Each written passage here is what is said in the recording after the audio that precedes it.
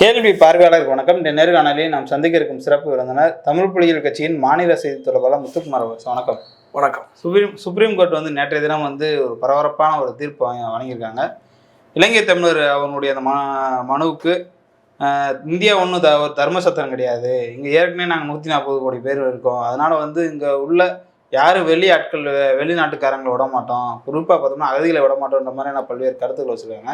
இந்த சம்பவம் தமிழ்நாட்டு அரசியலில் ஒரு விவாதமாக ஏற்பட்டிருக்கு. இதை நீங்கள் எப்படி சார் பார்க்குறீங்க? அதாவது ஒரு ஈழத்தமிழர் அவர் சுபாஸ்கரன் அவருடைய பேர்.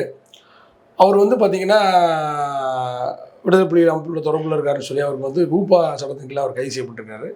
அவருக்கு அந்த 10 ஆண்டுகள் தண்டனை விதிக்கப்பட்டு மீண்டும் அது அந்த தண்டனை குறைக்கப்பட்டு திரும்ப அவர் இங்கே இருக்க முடியாத ஒரு சூழலை உருவாக்குறதுக்காக திருப்பு தான் அது. அவர் இங்கே இருக்கிறதுக்கான முயற்சி எடுக்கிறாரு. இல்லை இங்கே இருக்க வேண்டியதில்லை, நீங்கள் வேறு நாடுக்கு கூட அணுகலாம் அப்படின்னு சொல்லும்போது இந்தியா ஒன்றும் தர்ம சத்திரம் இல்லை அப்படின்ற வார்த்தை பதிவு பண்ணியிருக்காங்க. அப்படி கிடையாது.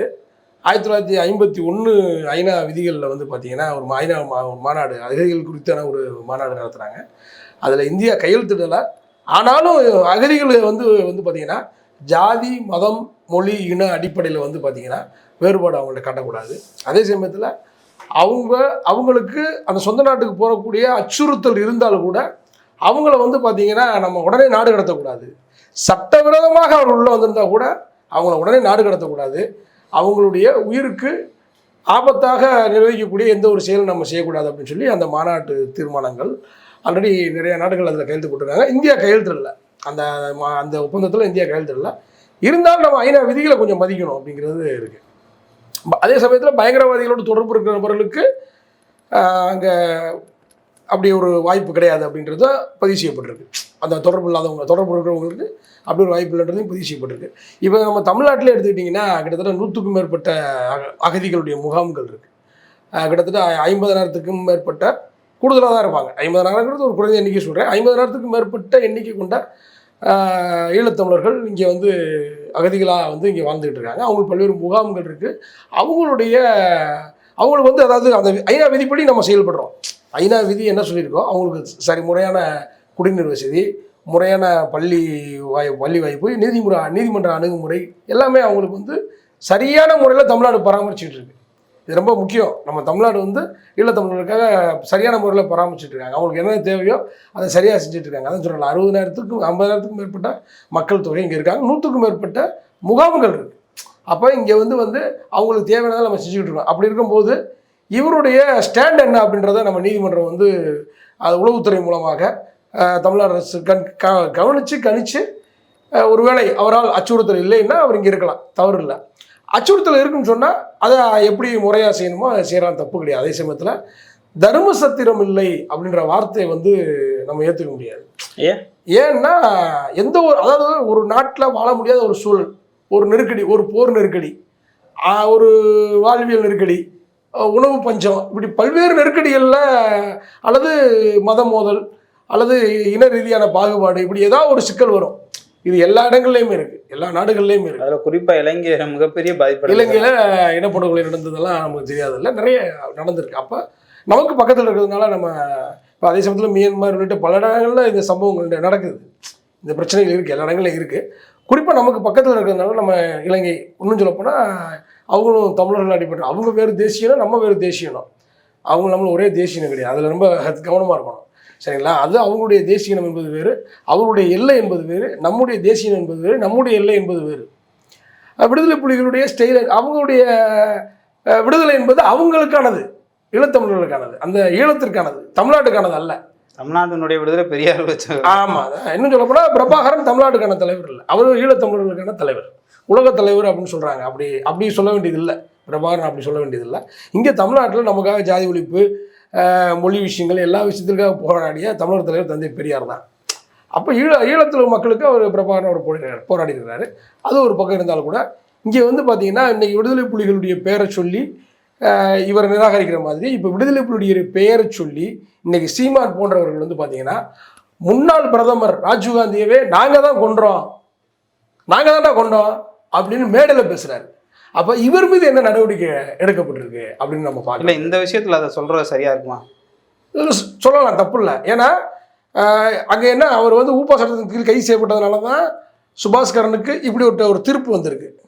இப்போ முன்னாள் பிரதமரான ராஜீவ் காந்தியை நாங்கள் தான் கொன்றோம் அப்படின்னு சொன்ன சீமானை ஏன் தானாக முன் வந்து நீதிமன்றங்கள் கண்டிக்கலை அப்படிங்கிற ஒரு வருத்தம் இருக்குது. ஒருவேளை அதே போல் அவருடைய கட்சியை சேர்ந்த யூடியூபர் சாட்டை திருமுறை என்ன செய்கிறாருன்னா ராஜீவ் காந்தி நினைவிடத்துக்கு நேராக போகிறாரு. அங்கே போய் நின்றுக்கிட்டு என்ன சொல்கிறாருன்னா நாங்கள் தானே கொண்டோம் அப்படின்னு ஒரு அந்த ரீல்ஸ் போடுறாரு, மறுபடியும் அதை அழிக்கிறாரு, மன்னிப்பு கேட்குறாரு, இதெல்லாம் நடக்குது. ஸோ இதெல்லாம் செய்யும்போது இவர்கள் மீது என்ன நடவடிக்கை எடுக்கப்பட்டது அப்படின்றது நம்ம கவனிக்க வேண்டியது இருக்குது. ஒருவேளை தமிழ்நாடு அரசே வந்து பார்த்திங்கன்னா இவர்கள் செய்யக்கூடிய இந்த அநீதியான பேச்சுகள் நிறையா பேசுவாங்க. சீமானும் சரி, சாட்டை திருமணம் சரி பேசுவாங்க. இப்போ குறிப்பாக சாட்டை திருமணம் வந்து பார்த்திங்கன்னா முன்னாள் முதல்வர் கலைஞர்களை பற்றி ஒரு ஜாதியை குறிப்பிட்டு இழிவாக பேசினார். அப்போ கைது செய்து சிறைப்படுத்தினா கூட நீதிமன்றங்கள் சாட்டை திருமணம் போன்றவர்கள் விடுதலை செய்கிறாங்க. இது சிறைக்கு அனுப்பக்கூடிய அளவுக்கான வழக்கு இல்லை, இந்த பிரிவுகள் தேவையில்லை அப்படிங்கிற விடுதலை செய்யப்படுறாங்க. அப்போ இது எந்த மாதிரியான போக்கு அப்படிங்கிறத நம்ம கவனிக்க வேண்டியது இருக்குது. சுபாஷ்கரன் ஊப்பா சட்டத்தின் கீழ் கைது செய்யப்பட்டதுனாலேயே அவருக்கு இங்கே தங்குறதுக்கு அனுமதி இல்லைன்றது போது ஒரு முன்னாள் பிரதமரை நாங்கள் தான் கொண்டோன்னு சொன்ன சாட்டை திருமுருகனும் சீமானும் இங்கே சுதந்திரமாக உலாவுறாங்க. இதை எப்படி நம்ம ஏற்றுக்கொள்ள முடியும்? அப்போ இதையும் நீதிமன்றங்கள் கவனிக்கணும். சாட்டை திருமுருகன் போன்ற, சீமான் போன்ற பணத்திற்காக உண்மையிலே ஈழ மக்களுக்காகவோ அல்லது விடுதலை புலிகளுக்காகவோ அல்லது பிரபாகரனுக்காகவோ அவர்கள் செயல்படலை. பணத்திற்காக வெளிநாடுகளிலிருந்து அந்த ஈழத்தை பற்றி பேசினா கொஞ்சம் பணம் வரும்ன்றதுக்காக பணத்துக்காக பேசக்கூடிய இந்த நபர்களையும் சொல்றாங்க. இல்லை இந்த நபர் அது நிற்க போய் தான் இன்னைக்கு அவர் தமிழ் தேசியம் பெரியாருக்கு எதிராக பேச ஆரம்பிச்சு இன்னைக்கு அம்பிகள்கிட்ட பணம் வாங்க ஆரம்பிச்சிட்டாரு.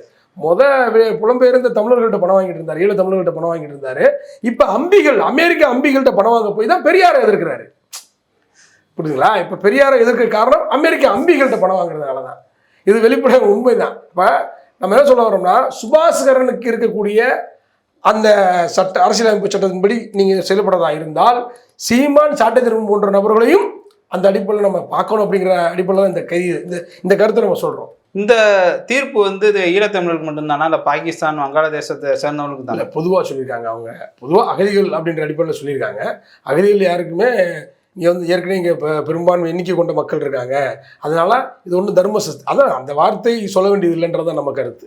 ஏன்னா எந்த ஒரு நாட்டிலிருந்து அது மியான்மராக இருக்கட்டும், பல்வேறு நாடுகள் எங்கே இருந்தாலும் சரி, இந்தியாவை சுற்றி பர்மாவாக இருக்கட்டும் அல்லது மலேசியாவாக இருக்கட்டும் அல்லது நேபாளாக இருக்கட்டும், பாகிஸ்தானே கூட இருக்கட்டும், வங்காளதேசமாக கூட இருக்கட்டும், எந்த ஒரு நாடாக இருந்தாலும் சரி, இலங்கை உள்ளிட்ட எல்லா நாடுகளும் எந்த நாடாக இருந்தாலும் சரி, அங்கேருந்து வரக்கூடிய மக்களை எந்த சூழலில் வர்றாங்க அப்படிங்கிறத நம்ம கவனிக்க வேண்டியது இருக்குது. கவனித்து அவங்களுக்கு அதாவது ஐநா விதி தான், இந்த நாட்டு குடிமக்களுக்கு என்ன மாதிரியான ஒரு உரிமைகள் இருக்கோ அதே உரிமையில் அவங்களுக்கும் அதை நம்ம நடைமுறைப்படுத்தணும் அப்படிங்கிறது அதான் ஐநா விதி. சர்வதேச விதி அதுதான், சர்வதேசமே அதான் சொல்லுது. எந்த நாடாக இருந்தாலும் இப்படி மதிக்கப்படணும், அந்த அகதிகள் வந்து இப்படி மதிக்கப்படணும்னு சொல்லுது. அப்போ இது தர்ம சத்திரம் இல்லை அப்படின்ற வார்த்தை இல்லை. அது 140 கோடி மக்கள் தொகை ஏற்கனவே வந்து நம்ம மக்கள் தொகை வந்து அதிகரித்து கொண்டே போகிற மாதிரியான ஒரு கருத்து கணிப்பு வந்துகிட்டே இருக்குது. இப்படி இருக்கக்கூடிய சூழலில் நீதிமன்றத்தினுடைய செயலை வந்து நம்ம வரவேற்று தானே ஆகணும். ஒரு மக்கள் தொகையை கட்டுப்படுத்துகிற ஒரு நடவடிக்கை நாம் என்ன சொல்கிறோம்னா எந்த சூழலில் வர்றாங்கன்றது பார்க்க வேண்டியது இருக்குல்ல. முதல்ல அவங்களுடைய அப்ரோச் இருக்குல்ல, முதல்ல அவங்க வரும்போது அவங்கள நம்ம பண்ணக்கூடிய அப்ரோச் இருக்குல்ல, வந்தோடனே அவங்களை விரட்டி விடக்கூடாது அப்படின்னு சர்வதேச விதி இருக்குது. வந்த உடனே அவங்களுக்கு சட்டவிரோதமாக வந்தால் கூட, சட்டவிரோதமாக உள்ள நுழைந்தால் கூட அவங்கள வந்து விரட்டி விடக்கூடாது, அவங்கள உடனே நாடு கடத்தக்கூடாது. இதெல்லாம் சர்வதேச விதிகள் இருக்குது. அந்த விதிகளின்படி நம்ம நடக்கணும். அப்புறம் அவர்களால் ஆபத்து ஏற்படும் பட்சத்தில், அவர்கள் உண்மையிலே ஆபத்தான நபர்கள் என்று தெரியும் பட்சத்தில் அவர்கள் நாடு கடத்தப்படணும். அது தவறு இல்லை. அதே சமயத்தில் மனிதாபிமானம் ஒன்று இருக்குல்ல, இதில் மனிதாபிமானம் செத்து போயிரும்ல, நம்ம மொழி அடிப்படையிலையோ இன அடிப்படையிலையோ அது ஏதோ ஒரு வகையான அடிப்படையிலையோ வர்றவங்களை வந்து நம்ம இது தர்ம சத்திரமில் வெளியே போங்க அப்படின்னு சொல்கிறது இப்போ மனிதாபிமானத்துக்கு எதிராக மாறிடும்ல. அப்போ குறைந்தபட்சம் நம்ம வந்து சர்வதேச விதிகளையும் நம்ம பின்பற்றணும். அதே சமயம் நமக்கும் ஒரு மனிதாபிமானம் இருக்கணும். அந்த மனிதாபிமான அடிப்படையில் வந்து பார்த்திங்கன்னா நம்ம இந்த ஒரு மனிதர்களை, அதாவது மார்க்ஸ் சொல்கிறாருங்க, இந்த பூமி வந்து யாருக்கும் தனிப்பட்ட சொத்து அல்ல. எந்த ஒரு இனத்துக்கோ எந்த ஒரு மொழியை சேர்ந்தவர்களுக்கோ எந்த ஒரு ஜாதியை சேர்ந்தவர்களுக்கோ யாருக்கும் வந்து தனிப்பட்ட சொத்து அல்ல. இது வந்து ஒரு இயற்கையின் கொடை தான். நமக்கு அடுத்த தலைமுறைக்கு இது வந்து இதே அளவுக்காக இருக்கக்கூடிய இதே அந்த அந்த இயற்கையோடு நம்ம விட்டுக்கிட்டு போகணும், அதுதான் சரி. மார்க்ஸ் அதுதான் சொல்கிறாரு. அப்போ நம்ம வந்து இது வந்து எனக்கான சொத்து அப்படின்னு நம்ம பார்க்கக்கூடாது. ஆனால் பயங்கரவாத நடவடிக்கையில் ஈடுபடுபவர்களுக்கு நம்ம பார்க்கலாம், தவறில்லை, அது வேறு. யார் பயங்கரவாதிகள், பயங்கரவாத நடவடிக்கையில் ஈடுபடக்கூடியவர்களுக்கு இங்கே அனுமதி இல்லை என்பதெல்லாம் சரி. அது நம்மளுடைய நாட்டுக்கு வந்து பிரச்சனை வந்துடக்கூடாது, நம்ம மக்களுக்கு பிரச்சனை வந்துடக்கூடாது. அந்த வகையில் நம்ம அதை ஆதரிக்கணும். அதே சமயத்தில் மனிதாபிமானத்தையும் நம்ம கடைபிடிக்கணும். எவ்வளோ ஒரு மோசமான நபராக இருந்தாலும் கூட அவர் நம்ம மனித உரிமைக்கு மீறலாம் செயல்படக்கூடாது அப்படின்றது நம்ம சொல்ல வரோம். அது எந்த இதாக இருந்தாலும் சரி, அடுத்த தலைமுறைக்கு இந்த பூமியை சரியாக விட்டுட்டு போகிறது தான் நம்முடைய ஒரு செயல்பாடாக இருக்கணும். அதாவது தந்தை பெரியார் என்ன சொல்கிறாருன்னா, மக்கள் வந்து அன்பின்பால் மக்களை நம்ம அணுகணும். அதே சமயத்தில் மக்கள் அனைவருமே மனித உணர்வோடு அவங்கள வந்து மனிதாபிமானத்தோடு எண்ணக்கூடிய உண்மை அறிவு நமக்கு இருக்கணும் அப்படிங்கிறார். நமக்கு வழிகட்டக்கூடிய மார்க்ஸாக இருக்கட்டும், தந்தை பெரியாராக இருக்கட்டும், என்ன சொல்கிறாங்க அப்படின்னா, மனிதர்களை வந்து நம்ம வந்து எந்த அடிப்படையிலையும் வந்து வேறுபடுத்தி பார்க்கக்கூடாது, அவர்கள் மனிதர்களாக பார்க்கணும், அந்த மனிதர்களை பார்க்கக்கூடிய உண்மை அறிவோடு நம்ம செயல்படணும் அப்படிங்கிற தத்துவங்களெல்லாம் நம்மளுடைய தமிழர் தந்தை பெரியார் அவர்கள் சொல்லியிருக்காங்க. அப்போ அந்த மாதிரி ஒரு சூழல் இருக்கும்போது நம்ம வந்து பார்த்திங்கன்னா, எந்த ஒரு அடிப்படையிலையும் எந்த ஒரு நாட்டிலேருந்து வந்தாலும் அவர்களை வந்து வேறுபடுத்தி பார்க்கக்கூடாது. அப்படி வேறுபடுத்தி பார்த்தோம்னு சொன்னால் அது நம்ம அந்த மனிதத்தன்மையை விட்டு நம்ம வெளியேறுற மாதிரி ஒரு சூழல் ஏற்படும்.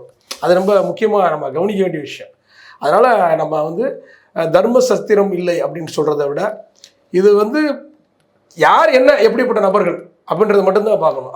அவர்களால் நம்ம நாட்டுக்கு ஆபத்து இருக்கா, அந்த அடிப்படையில் தான் பார்க்கணும். மற்றபடி அவர்களுக்கான உரிமைகள் எந்த மாதிரியான குடிமக்களுக்கு என்ன மாதிரியான சர்வதேச விதிகள் என்ன சொல்லுதோ அந்த விதியின்படி அவர்கள் நடத்தப்பட வேண்டும், அகதிகள் நடத்தப்பட வேண்டும். அது எந்த நாட்டு அகதியாக இருந்தாலும் நடத்தப்பட வேண்டும். இறுதியாக அந்த சுப்ரீம் கோர்ட் அதனுடைய தீர்ப்பு எப்படி சார் பார்க்கணும்? அதான் நம்ம என்ன சொன்னோம்னா, நீதிமன்றத்தின் தீர்ப்பு என்பது வந்து மனிதாபிமானத்தோடு இருக்கணும் அப்படின்றது தான் நம்முடைய கோரிக்கை. ஏன்னா மனிதாபிமானம் தான் இங்கே மனிதநேயத்தை வளர்க்கும். ஏற்கனவே இங்கே வந்து பார்த்திங்கன்னா இந்தியா அப்படிங்கிறது வந்து பார்த்திங்கன்னா பிளவு போட்டு கிடக்கு. ஜாதியால், மதத்தால், மொழியால், பல வகைகள் வந்து பார்த்திங்கன்னா, இன்னும் வெளிப்படையாக சொல்லணும்னா, இந்தியாவில் வாழக்கூடிய பெரும்பான்மை மக்கள் காட்டுமிராண்டிகளாக வாழ்கிறாங்க. இது உண்மை. இது கடுமையான வார்த்தையாக இருந்தாலும் கூட காட்டுமிராண்டியாக வாழ்கிறாங்கன்ற வார்த்தை உண்மை. ஏன்னா கொடூரமான கொலைகள் ஜாதியால் நடக்குது, கொடூரமான கொலைகள் நடக்குது. ஒரு பெண்ணை ஒரு ஜாதியைச் சேர்ந்த ஒரு பையன், ஒரு பிற்படுத்தப்பட்ட ஒரு பட்டியல் சாதி பையன் ஒரு பிற்படுத்தப்பட்ட பெண்ணை காதலித்தால் கூட, அல்லது பட்டியல் பிரிவிலே ஒரு பிரிவினர் ஒரு பிரிவு பெண்ணை காதலித்தால் கூட கழுத்தை அறுத்து கொடூரமாக கொலை செய்யக்கூடிய சூழல் இங்கே நிலவுது, இந்தியாவில் நிலவுது. அப்போ இவர்கள்லாம் காட்டு மிராண்டிகள் தான். என்னுடைய தெருவுக்குள் வரக்கூடாது, என்னுடைய பொதுப்பாதை நடக்காத, என்னுடைய கிணத்துல தண்ணி பிடிக்காத, என் பொண்ணை பார்க்காத, என் வீட்டு வாசலில் வந்து நிற்காத அப்படிங்கிறது காட்டு மிராண்டித்தனம். இந்த காட்டு மிராண்டித்தனம் இந்தியாவில் பெரும்பான்மையாக இருக்குது. அப்போ இப்படி இருக்கிற பட்சத்தில் நாம் மனிதநேயத்தை வளர்க்கக்கூடிய செயல்களை தான் நம்ம வந்து நீதிமன்றமும் சரி, நிர்வாகத்துறைகளும் சரி, ஆட்சியாளர்களும் சரி, அரசும் சரி, மனிதாபிமானத்தை வளர்க்கக்கூடிய போக்கில் தான் நம்ம போகணுமே தவிர, அந்த வேறுபாடுகளை பெரிதப்படுத்தக்கூடிய அந்த போக்குக்கு நாம் போகக்கூடாது என்பது தான் யதார்த்தமாக நம்ம இருந்து செயல்படுத்தணும். நன்றி சார். நன்றி.